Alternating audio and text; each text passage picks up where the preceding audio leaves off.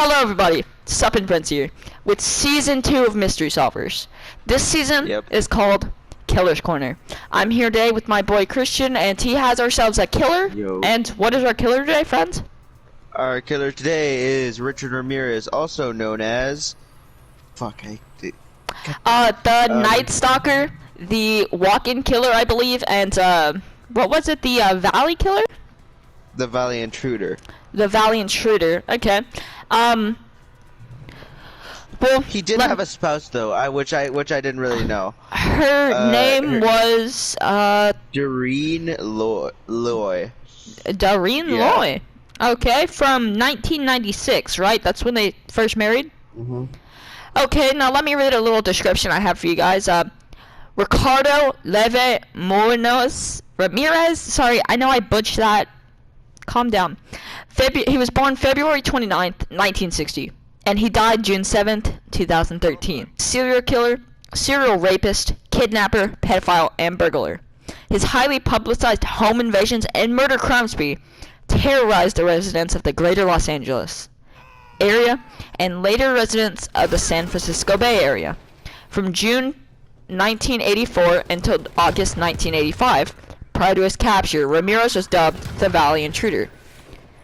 And the night of information are taken at once. So his highly publicized home invasions and murder crime spree terrorized the residents of the greater Los Angeles area and later residents of the San Francisco Bay Area. So he moved to San Francisco Bay? Of course. San Francisco Bay is where it's at. Okay.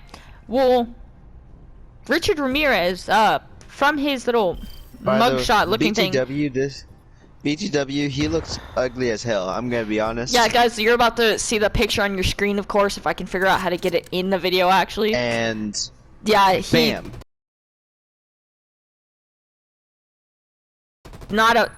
Okay. I'm gonna put it before the bam, just to kick his ass. But, no, I'll put it after, don't worry. Oh. But here we go, okay? So his name was RR, his initials were RRs growing up. No, wait, it's, no. I think that initials are like just the first and last name. Oh, okay, cool. Yeah, RR, Richard Ramirez, RR. R. Sorry, guys. Stupid. And so, just quick message, really quick, guys. Thank you for the first 7 episodes of Mystery Solvers and all. Yeah, it was really nice, guys. really nice. And now that we're in season 2, Killer's Corner, that's where we thrive, man. And now I sound kind of like a creep, but doesn't matter. You know why? Because we're here with our homies who got us here, our 200 subscribers. Thank you guys, love you. Okay, now let's get back on track. So, you want to read his bio, please? Sure. His bio. He was born on February 29th, 1960. Was born in El Paso, Texas, of all places. I didn't really know that. He died June 7, 2013. He was 53 at the time. In Green Bay, California. And do you know what he died of? Cause of death? B-cell lymphoma, which is a bad disease to die from. I believe that's the cancer. It's the lymphoma of the blood cell. Right? Yes. Okay. His convictions were 13 counts of murder, 5 counts of attempted murder, 11 counts of sexual assault, 14 counts of burglary, and his penalty for all of that, 19 consecutive life sentences. So this is where I'm confused at, okay? His crime penalty was 19 death sentences. Well, when they found out he had cancer, they didn't excel the death penalty. They didn't try to put him down before, you know. So, what was that about? They didn't try to excel the process of, you know, the entire death penalty. They were just like, that. I mean, that kind of weirds me out, though. The easiest way to kill a bitch, if you catch my drift, is to let life do it for you. You want to read the bio under all that? Or actually, I'll read it. Ramirez used a wide variety of weapons, including handguns, knives, a machete, a tire iron, and a hammer. Whoa. As well as satanic imagery, Ramirez was never expressed any remorse for his crimes. The judge who upheld Ramirez's 19 death sentences marked that his deeds exhibited cruelty, coldness, and viciousness beyond any human understanding. Wow, the judge has never... what I'm getting from this is that the judge has never seen anything like... And that's truly horrendous. Ramirez was convicted in... Oh, go ahead. I mean, it was like a lot of murder, like too much murder. 15 counts of murder. And then you have the rape and all the other stuff that... Okay, let's finish this. Ramirez was convicted in 1989 of 13 counts of murder. 13. 5 attempted murders, 11 sexual assaults, and 14 burglaries. Sorry. He died of I just said all of this. He died of complications from B-cell lymphoma, awaiting execution on... Huh. Okay. Also, how are you expected to do... Fuck. He was caught... How are you expected to do that much of a... How are you expected to do that much death? Because you'd have to die, then come alive, and then die, and then come alive. I think that the entire thing of it is like, hey, this guy did bad. And, you know, if someone was reviewing your case later on in life, like, did Richard Ramirez get what he deserved? Well, they see 19 counts of... If the top headline is, Richard Ramirez, 19 counts of... don't you think people would want to look up why he has 19 counts of death sentences? And it leads us here. To his murders. That was all my questions. Okay. Murders. On April 10th, 1984, Ramirez murdered a 9-year-old Chinese-American Mi Lung in the basement of the hotel where he was living in the Tenderloin district of San Francisco. Oh shit, this is when he moved to San Francisco. Okay. He raped and beat the girl before stabbing her to death and hanging her body from a pipe. This Ramirez's first known killing, and was not identified as being connected to a subsequent crime spree until 2009, when Ramirez's DNA was matched to a sample obtained from the crime scene. In 2016, officials disclosed evidence of a second suspect identified through a DNA sample retrieved from the scene, who is believed to have presented Lung's murder. Authorities have not publicly identified the suspects, described as being a juvenile at the time, and have not brought charges to a lack of evidence. He left a little girl's body hanging from a pipe.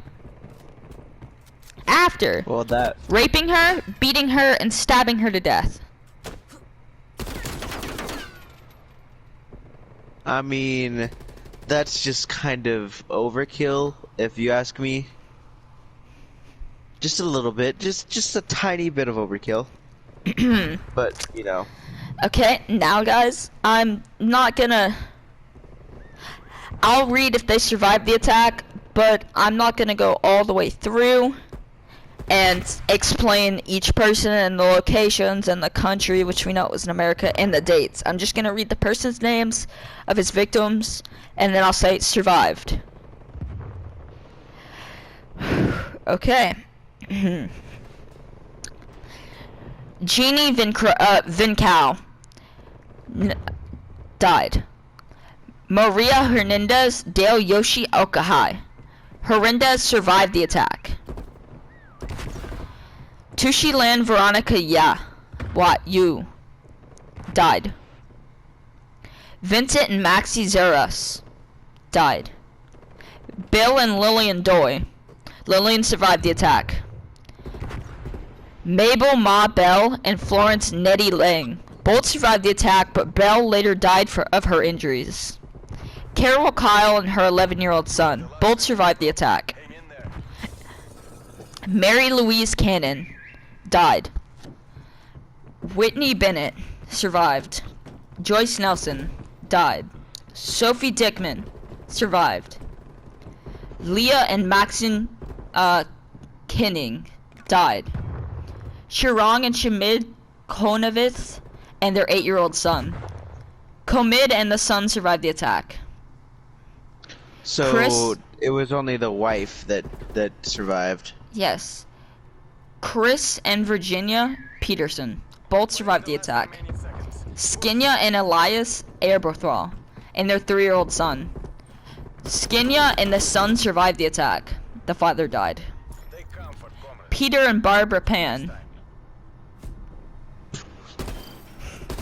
Barbara survived the attack. Ooh, don't make it. Guess someone's not coming home from Neverlands.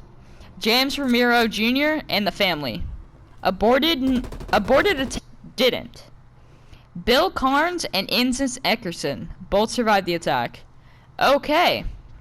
The question is that did this guy, like, was he a pagan worshiper? Did he do that sort of thing? You ever saw the palm of his hands?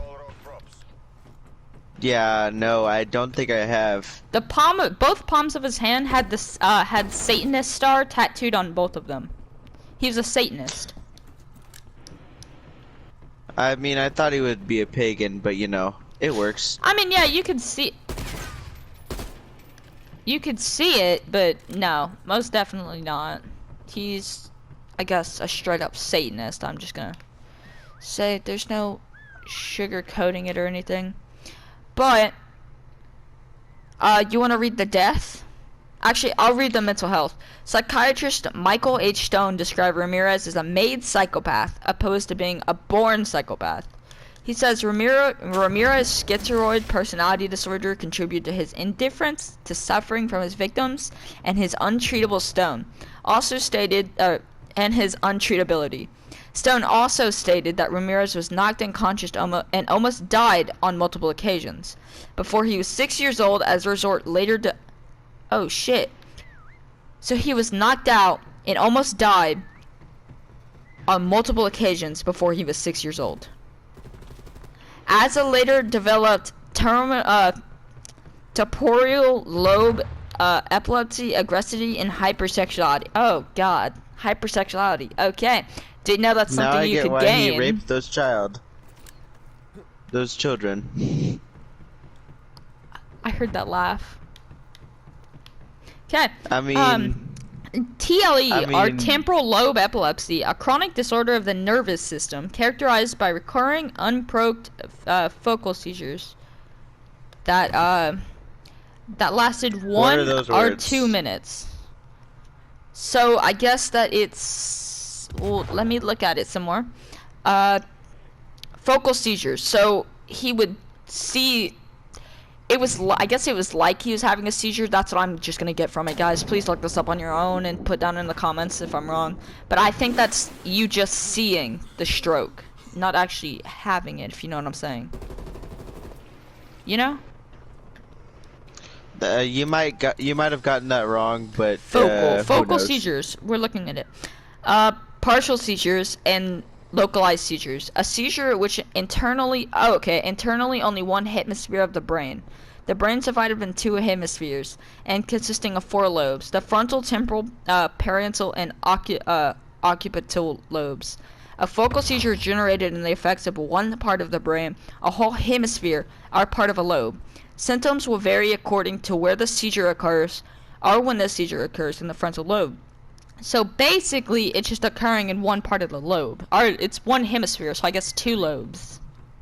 So half your brain's having a seizure, the other half's not.